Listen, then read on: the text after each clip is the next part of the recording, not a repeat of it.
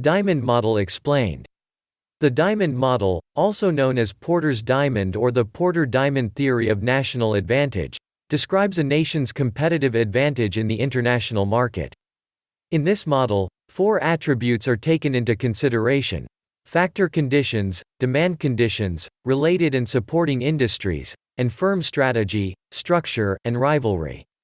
According to Michael Porter, the model's creator, these determinants create the national environment in which companies are born and learn how to compete. Strategic analysis typically focuses on two views of organization: the industry view and the resource-based view, RBV. These views analyze the organization without taking into consideration relationship between the organization's strategic and institutional frameworks. The diamond model is a tool for analyzing the organization's task environment. The diamond model highlights that strategic choices should not only be a function of industry structure and a firm's resources, it should also be a function of the constraints of the institutional framework.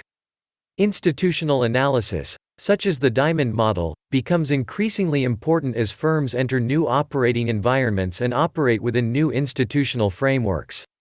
Porter's National Diamond Framework resulted from a study of patterns of comparative advantage among industrialized nations. It works to integrate much of Porter's previous work in his competitive five forces theory, his value chain framework, as well as his theory of competitive advantage into a consolidated framework that looks at the sources of competitive advantage sour cable from the national context. It can be used both to analyze a firm's ability to function in a national market, as well as analyze a national market's ability to compete in an international market.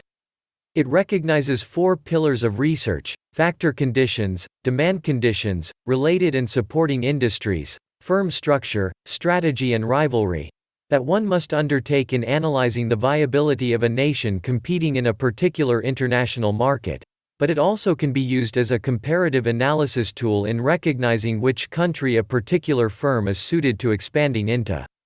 Two of the aforementioned pillars focus on the macroeconomics environment to determine if the demand is present along with the factors needed for production. Another pillar focuses on the specific relationships supporting industries have with the particular firm, nation, industry being studied.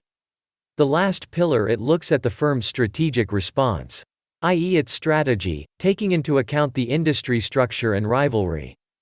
In this way, it tries to highlight areas of competitive advantage as well as competitive weakness, by looking at a company's, nation's suitability to the particular conditions of a particular market.